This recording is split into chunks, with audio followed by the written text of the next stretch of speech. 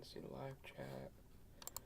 Let's go over here and go to the studio so I can see that.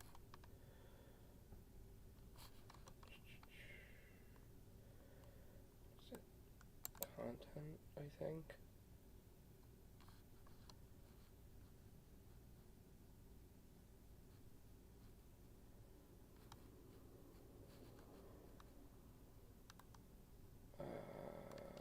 There it is. Live control room. Live chat. Okay. Hi. How we doing?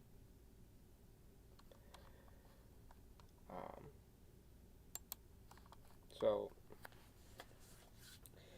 I don't really know how to open up this first episode of my new podcast. And yes, I'm calling it a podcast, even though really it's just me trying to shed some light on some things in general.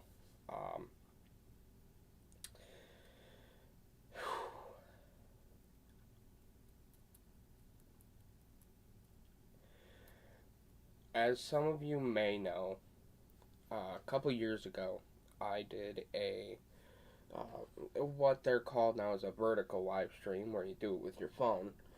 But I had done a live stream talking about nostalgia and reminiscing on the shows that I used to watch growing up. Hence the thumbnail, hence the title. Now, I, among multiple other people, am feeling the rug being pulled from under us because we didn't exactly know what was going on.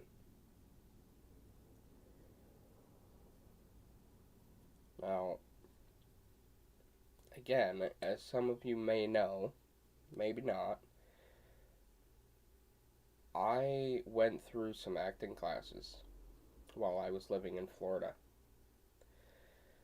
That was my blue hair phase. By the way, my hair's not blue, it's green. For those of you that are seeing instead of listening.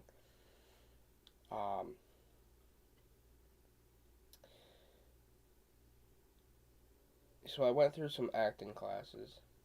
Thankfully, I didn't go all the way through and get a agency or manager. And I can't tell you the reason why, really, because I don't really know. But this was a time where there were several people on YouTube, here on YouTube, talking about Dan Schneider, talking about how, awful he would be on Nickelodeon, and how he would show, very suggestive clips on his YouTube channel, which I'm not going to shout out because he's an ass. And I'm glad that he knows that. But the one person in the thumbnail that you may or may not know was a victim is Drake Bell of Drake and Josh.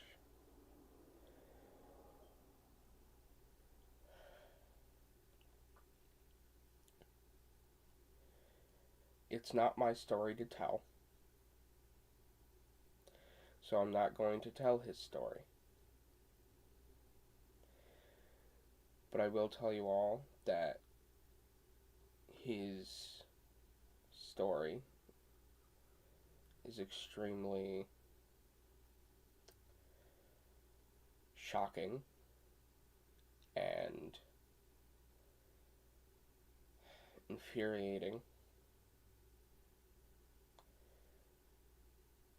Some time ago, Drake Bell was accused, not saying that he did it or he didn't, because, again, that's not my place, but he was accused by someone who said that he was grooming her, which I honestly don't believe.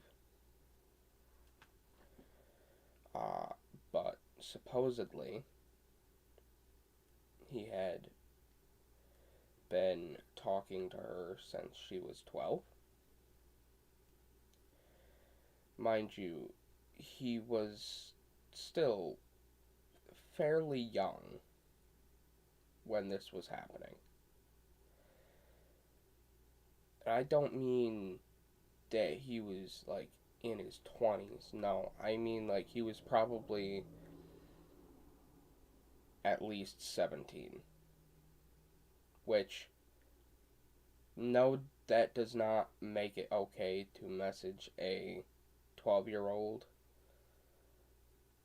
and do whatever it is that was mentioned in the court case. But the fact is, he was still a minor. And under the circumstances that he was under, I don't blame him for not really knowing any better. Whether or not he did it, again, not my place. I wasn't there. I don't know. But if it did, I don't blame him. I'm not saying that it's okay to do that kind of stuff, but if it didn't happen,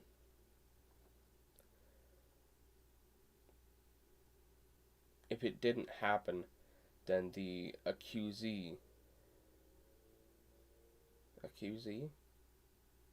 No, the accuser is what it is. If it didn't happen, then the accuser was lying for clout. And honestly, that happens a lot these days.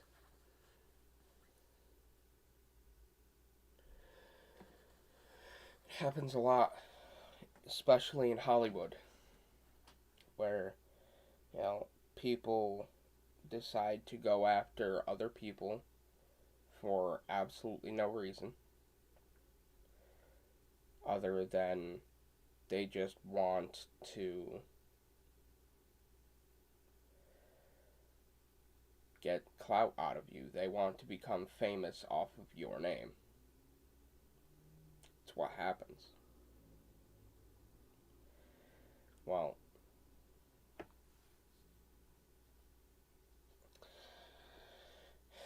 the unfortunate thing is that Dan Schneider wasn't the only person that was mentioned in the docu-series. And trigger warning for those of you who may know these names, may know, what they did, and may have experienced something with these people. Their names are Jason Handy,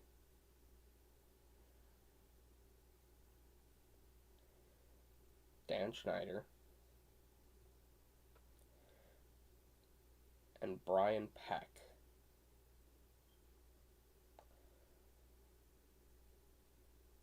Now,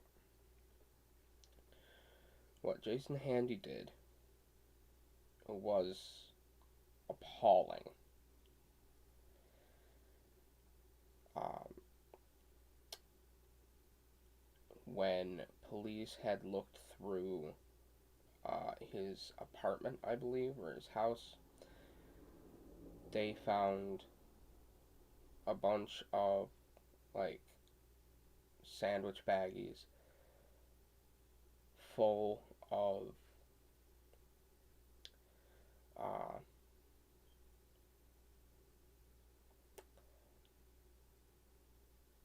well, you can use context clues. And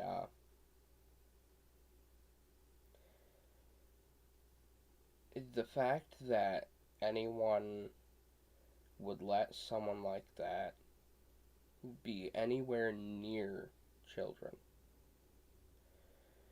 is appalling. The fact that he was working with children and emailing children is appalling.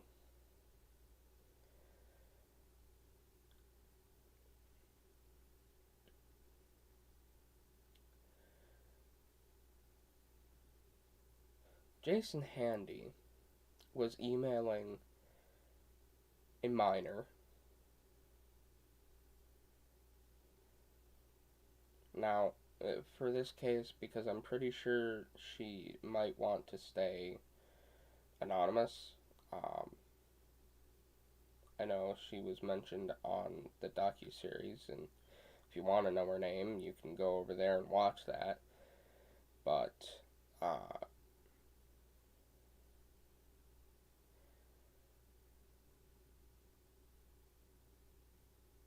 Jason Handy was emailing a young actress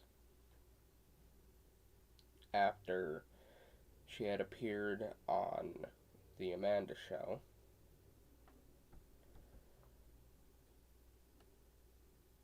While uh, while she was doing that, he sent a series of emails. He essentially gained the trust of her mother. I don't know about her father, if her father was even in the picture at that point. But he had gained the trust of her mother, and eventually he had sent a picture of himself um,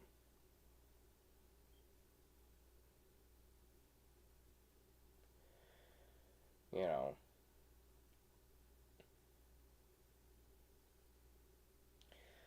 doing you know what, and said that he was thinking of her. And from what the mom said, that made her go running and slamming the door and screaming, crying.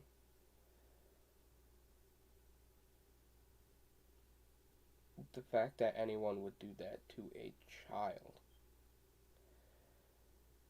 is disgusting.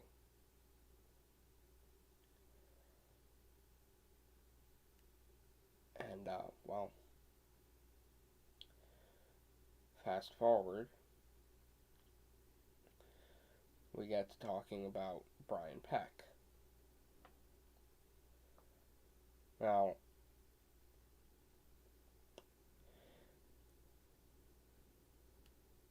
relatively, Brian Peck was a lot worse.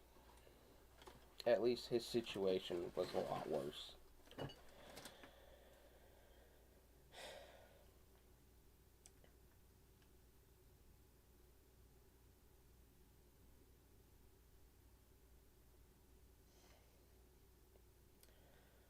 Brian Peck was on a series of things. Um, Not only was he pen paling with uh, John Wayne Gacy,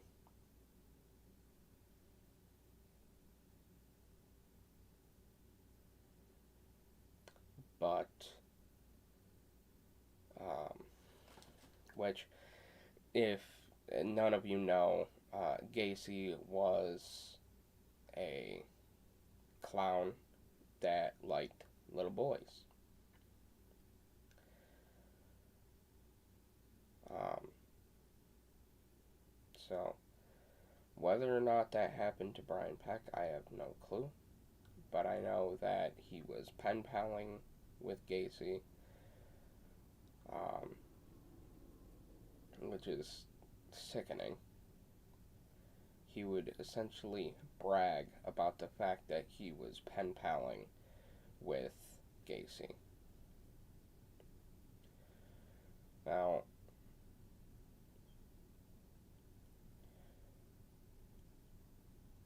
what Brian Peck did,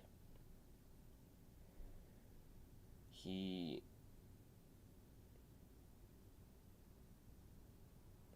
let's just say he snuck his way, slithered his way into a situation with a then 15 turning 16-year-old actor.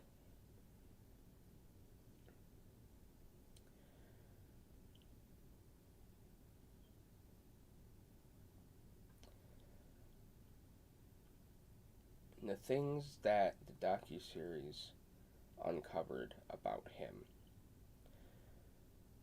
make me wonder why Disney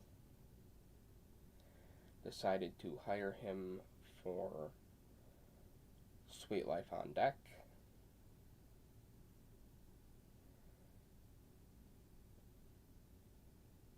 and the fact that he was physically, he wasn't on the show, but he did some vocals for the show.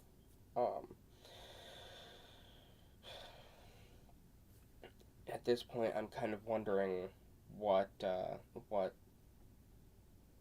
Dylan or Cole have to say about it.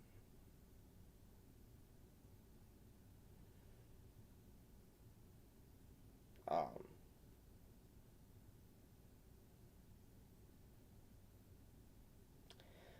I feel like Dylan might have something to say, given that Dylan has, for the most part, been out of the public eye for a while.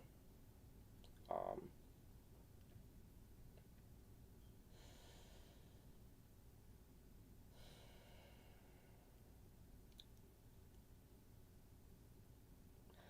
the fact that Dan Schneider allowed these people to be near the children, the fact that Dan Schneider decided to do all of these things with these shows that as kids we didn't know any better.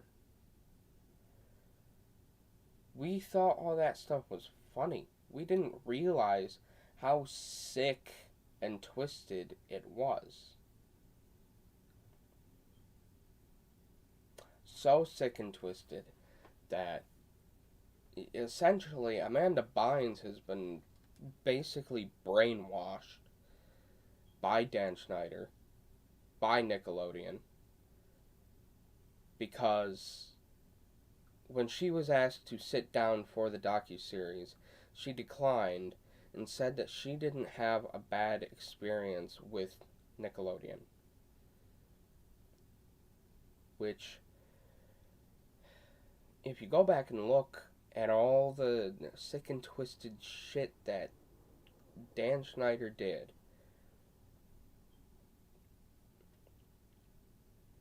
it was quite obvious that she had a horrible experience with Nickelodeon. but she was probably forced to sign an NDA that wouldn't let her speak on the trauma that she has. I don't know if it's the same thing for Josh or not, but it's remaining to be seen. But what I hope with this docu-series is that more allies, more survivors can open up and come forward with their stories.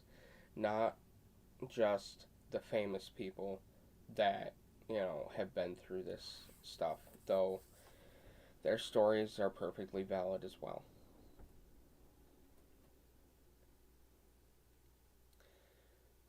I hope that this docu-series can serve as essentially an open gate, a safe haven for survivors and allies alike to come and share their stories, let their stories be heard, and hopefully get justice for what they've been put through.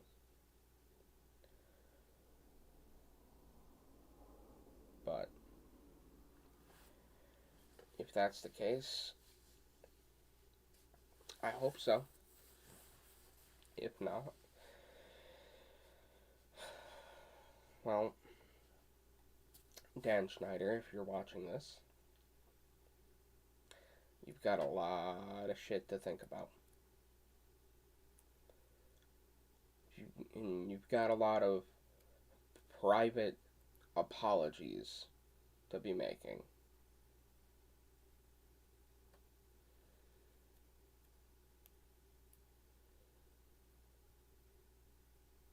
And that goes for every 41 people that wrote a letter defending Brian Peck.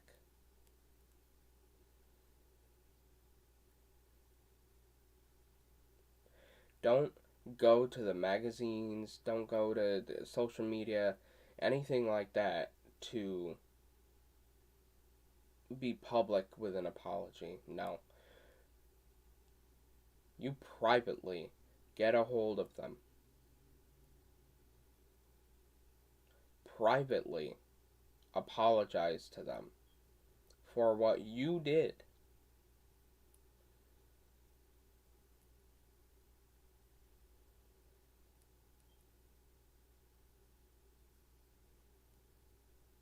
I'm looking at you, Ryder Strong.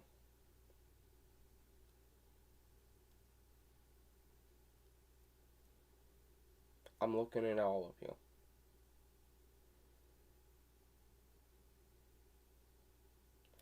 Because the things that you all said in your letters were disgusting. Saying that a young boy had to have tempted Brian Peck. That Brian Peck couldn't just choose to do it out of his own free will. That is sick.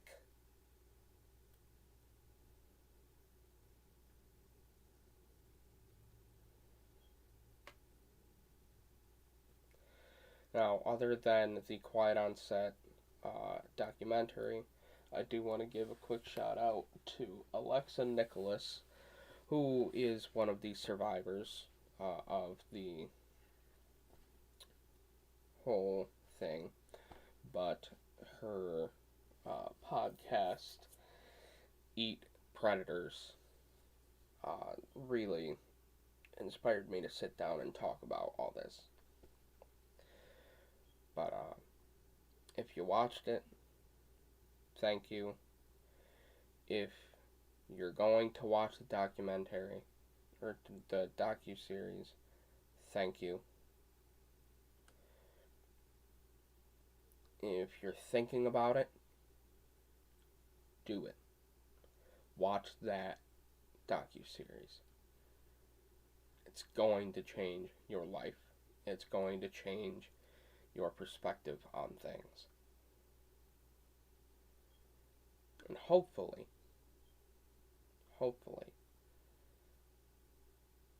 we can get justice for these survivors.